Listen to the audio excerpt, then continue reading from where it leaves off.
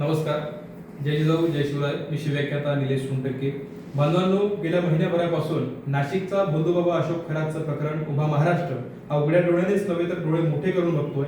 कारण माझ्या मते आजपर्यंत महिलांच्या शोषणाच्या संदर्भाने महाराष्ट्रात घडलेलं हे सर्वात मोठं सेक्स रॅकेट असावं, ज्यामध्ये आपण बघू शकतो की एक दोन नव्हे तर शेकडो महिलांचं शोषण त्या ठिकाणी करण्यात आलेलं आहे. तेही देवाधर्माच्या नावावर त्या ठिकाणी करण्यात आलेलं आहे.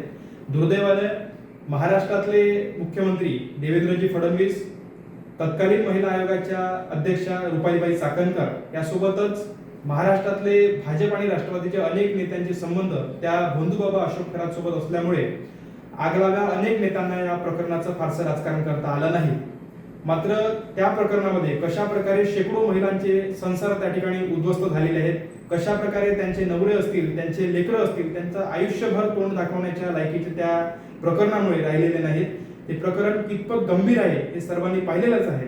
मात्र याही पलीकडे हे प्रकरण शांत होते ना होते तोवर नाशिकमध्येच आणखी एक दुसरं प्रकरण उघडकीस आलं, ते म्हणजे नाशिकमधील TCS कंपनीमधील धर्मांतरणाचं प्रकरण. आता संबंधित प्रकरण हे धर्मांतरण आणि लवजिहादचं असल्याचं दर्शनात येत आहे. त्या प्रकरणाच्या खोलात सत्यता नेमकी काय आहे हे पोलीस तपासामधून पुढे येईलच. मात्र तरी सुद्धा अशा प्रकारचा मानस ठेवून त्या ठिकाणी त्या महिलांचं, त्या मुलींचं मानसिक आणि धार्मिक खच्चीकरण जर केलं गेलं असेल तर ही अत्यंत चिंताजनक गोष्ट आहे आणि धक्कादायक बाब आहे. दुर्दैवाने हेही प्रकरण, हे दुसरं प्रकरण शांत नाही होत तोपर्यंत आमच्या अमरावती जिल्ह्यामधील परतवाडा तालुक्यामध्ये आणखी तिसरं प्रकरण उघडकीस आलं आणि त्यामधला धक्कादायक प्रकार म्हणजे केवळ 19 वर्षीय अयान अहमद नावाच्या आरोपीने अनेक महिलांचं, अनेक मुलींचं त्या ठिकाणी शारीरिक शोषण त्या ठिकाणी केलं. केवळ यावरच तो शोषण करून थांबला नाही तर त्यांचे अश्लील फोटोज आणि व्हिडिओज त्याने स्वतःच्या मित्रमंडळीमध्ये फॉरवर्ड केले. एवढा धक्कादायक प्रकार आमच्या अमरावतीच्या मातीत घडलाय. स्थानिक पोलिसांच्या मते त्या पीडित मुलींची संख्या ही 8 असून राज्य अल्पसंख्याक आयोगाचे अध्यक्ष प्यारे खान यांच्या मते सुद्धा त्या पीडितांची संख्या ही 8 आहे आणि त्यातल्या त्या सर्व पीडिता त्यांच्या मते मुस्लिम आहेत. दुसरीकडे दुसरी बाजू जर आपण या प्रकरणाची पाहिली तर अमरावतीतल्या आमच्या काही अभ्यासू नेत्यांचं असं म्हणणं आहे की त्या पीडितांची संख्या ही 100च्या वर आहे. म्हणजे कशा प्रकारे आरोपी हा हिंदू आहेत की मुसलमान आहेत, पीडितांची संख्या एक आहेत की अनेक आहेत, पीडिता हिंदू आहेत की मुसलमान आहेत, गुन्हेगार हा हिंदू असलेला अशोक खरात आहे की मुस्लिम असलेला अयान अहमद आहे, हे सर्व प्रकार बघून जर आपण अशा प्रकारचे प्रकरण हाताळत असू, यांचा निषेध करत असू तर ही अत्यंत चिंताजनक बाब आहे आणि धक्कादायक बाब आहे. कारण हे विकृत मानसिकतेचं दर्शन आहे. कारण अशा प्रकारे आपण पीडितांची आणि आरोपींची जर धर्म बघून जर आपण न्यायाची मागणी करत असू तर ही पुरोगामी महाराष्ट्राला शोभनीय गोष्ट नाही. दुर्दैवाने अशा प्रकारचे प्रकरण आज आपल्या अवतीभोवती सातत्याने घडते आहे आणि आग लावांच्या हाती आयतं खोलीत भेटते आहे, ही सुद्धा आपल्यासाठी चिंताजनक बाब आहे. आणि याचाच आणखी एक प्रकार, याच संबंधाने आणखी एक प्रकार गेल्या 2 दिवसापूर्वी आमच्या यवतमाळ जिल्ह्यामधील राळेगाव तालुक्यात घडला आणि तो धक्कादायक प्रकार उघडकीस आणण्याचं काम आमच्या यवतमाळ जिल्ह्यातील भाजपचे जिल्हाध्यक्ष प्रफुल्लजी चव्हाण यांनी केलेलं आहे. हे प्रकरण उघडकीस केल्याप्रकरणी मी त्यांचे पहिल्यांदा धन्यवाद देतो की साहेब, तुम्ही अशा प्रकारचं गंभीर आणि धक्कादायक प्रकरण बाहेर काढलं. कारण काल ज्यावेळेस मी त्या प्रकरणाशी संबंधित एक ऑडिओ क्लिप त्यांनी जी जाहीर केली, मीडियाला दिली, पोलीस प्रशासनाला दिली, ती ऑडिओ क्लिप मी ज्यावेळेस काल रात्री ऐकली ती अत्यंत धक्कादायक ऑडिओ क्लिप आहे.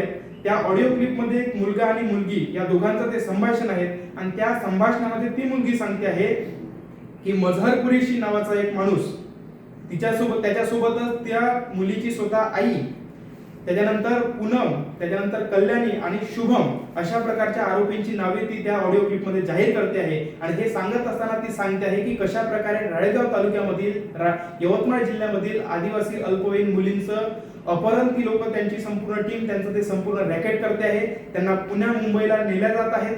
त्यांचं त्या ठिकाणी ओळख बदलून नकली आधार कार्ड बनवून त्या ठिकाणी त्यांचं धर्मांतरण केलं जात आहे.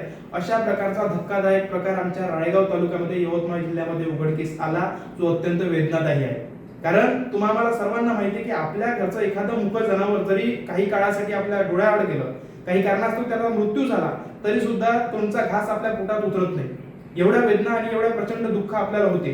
मात्र अशा परिस्थितीमध्ये ज्या लेकीबाळींना, पोटच्या गोळ्यांना तळहाताच्या फोड्याप्रमाणे मायबाप हे जपत असतात. अशा प्रकारे त्यांची ही अत्यंत प्रिय असलेली लेकरं जर त्यांच्यापासून अशा प्रकारच्या विकृत कारणासाठी पळून नेलं जात असेल, त्यांचं अपहरण केलं जात असेल आणि त्यांच्यावर अशा प्रकारे अन्याय अत्याचार होत असेल तर ही अत्यंत चिंतादायक बाब आहे आणि दुःखदायक बाब आहे आणि ही तालुक्यासाठी जिल्ह्यासाठी अत्यंत लाजिरवाणी बाब आहे. खरं तर 1-2 नव्हे तर हा आकडा 34 आहे. म्हणजे आतापर्यंत मिळालेल्या माहितीनुसार 1-2 नव्हे तर तब्बल 34 अल्पवयीन मुलींचं अपहरण त्या ठिकाणी राळेगाव तालुक्यामध्ये आणि यवतमाळ जिल्ह्यामध्ये झालेलं आहे. मुळात ही ऑडिओ क्लिप येईपर्यंत पोलीस प्रशासन नेमकं काय करत होतं, राज्याचं गृह खातं नेमकं काय करत होतं, हा अत्यंत चिंतेचा विषय आहे की पोलीस प्रशासनाला फक्त ही ऑडिओ क्लिप यायची वाट होती का, हा सुद्धा एक चिंतेचा आणि प्रश्न उपस्थित करण्याचा विषय आहे.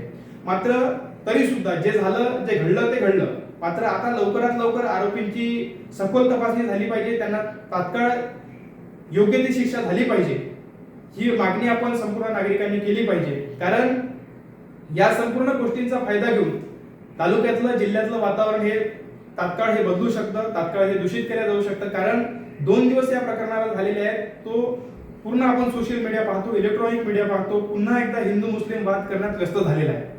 त्यामुळे जर या प्रकरणाची लिडिंग पर्सनॅलिटी ज्याप्रमाणे दाखवल्या जात आहे की मझहर कुरेशी हा जर व्यक्ती स्वतः या प्रकरणामधला म्होरक्या असेल, लिडिंग पर्सनॅलिटी असेल, तर माझं तालुक्यातल्या जिल्ह्यातल्या तमाम मुस्लिम समाजाला, त्यांच्या मौलवींना, त्यांच्या उलेमांना, त्यांच्या मुफ्तींना, त्यांच्या आलिमांना, सर्वांना माझी हात जोडून विनंती आहे की भावांनो, बांधवांनो, कृपया की आपल्या आजूबाजूने जर अशा प्रकारचे विकृत मानसिकतेचे लोक जे कसल्याही थराला जाऊन केवळ धर्मांतरण करण्याच्या उद्देशाने जर असे प्रकार घडवत असेल, ते कृपया तुम्हाला जर अशा लोकांची माहिती मिळत असेल तर तात्काळ लवकरात लवकर जवळच्या पोलीस स्टेशनला, जवळच्या पोलीस प्रशासनाला तुम्ही संपर्क करा. अशा लोकांना पोलीस प्रशासनाच्या हवाली करा. कारण अशा प्रकरणांमुळे केवळ निष्पाप बालिकांचा जीव हा धोक्यात येत नाहीये, तर तुमच्या सुद्धा समाजातील जे गोरगरीब लोक आहेत, जे भंगारवाले आहेत, जे रांगोळी विकणारे आहेत, जे कपडे विकणारे आहेत, जे ट्रान्सपोर्टिंगचा बिझनेस करणारे आहेत, जे पंचरवाले आहेत, अशा लोकांचा बिझनेस सुद्धा अशा प्रकारच्या प्रकरणांमुळे धोक्यात येऊ शकतो. कारण अशा प्रकारे जर प्रकरण आपल्या आजूबाजूने घडत राहिले तर हिंदू मुस्लिम वाद हा पुन्हा एकदा विकोपाला जाऊन राज्यातलं, तालुक्यातलं आणि जिल्ह्यातलं वातावरण हे खराब झाल्याशिवाय राहणार नाही. सोबतच या मुस्लिमांना सोबतच माझी जिल्ह्यातल्या आणि तालुक्यातल्या तमाम माझ्या युवकांना विनंती आहे, हात जोडून विनंती आहे की भावांनो, अशा प्रकरणाच्या संदर्भाने व्यक्त होत असताना तुमच्या कुठल्याही पोस्टद्वारे, तुमच्या कुठल्याही स्टोरीद्वारे, तुमच्या कुठल्याही वक्तव्याद्वारे, तुमच्या कुठल्याही बाईटद्वारे आणि तुमच्या कुठल्याही कृतीद्वारे कुठल्याही सामाजिक एकतेला तडा जाता कामा नये. असे झाल्यास पुन्हा एका व्यक्तीने जर तुमची कंप्लेंट केली तर कमीत कमी 3 वर्षाची सजा तुम्हाला होऊ शकते. आणि सोबतच काल ज्या प्रकारे माझ्या कानावर एक बातमी आली आणि मीडियामध्ये सुद्धा ती बातमी प्रसारित झाली की त्या मझहर कुरेशीच्या घरावर दगडफेक झालेली आहे. अशा प्रकारचं वातावरण जर चिघळत राहिलं आणि या चिघळलेल्या वातावरणाचं रूपांतरण जर कदाचित न घडवते धार्मिक दंगलीमध्ये झालं तर त्या धार्मिक दंगलीमध्ये समाविष्ट असलेल्या हिंदू असेल की मुस्लिम असेल, सर्व तरुणांना त्यामध्ये कायदेशीर बडगा हा सोसावा लागू शकतो. त्यामध्ये कमीत कमी 3 वर्ष आणि जास्तीत जास्त 5 वर्षाची सजा ही बांधून आपल्याला भोगावी लागू शकते. त्यामुळे अशा परिस्थितीमध्ये जर आपण अडकलो तर कुठलाही दाढीवाला किंवा कुठलाही 3.5 फुटाचा सिंधुदुर्गमधला नेता हा आपल्या मदतीला धावून येणार नाही. या सर्व गोष्टी आपण डोक्यात ठेवल्या पाहिजे आणि न्यायाच्या मार्गाने, कायद्याच्या मार्गाने आपल्या त्या माऊलींना, आपल्या त्या छोट्या छोट्या बालिकांना कशा प्रकारे न्याय देता येईल हा विचार आपण डोक्यात ठेवला पाहिजे. एवढंच या ठिकाणी सांगेल आणि थांबतोय. जय जिजाऊ, जय शिवराय.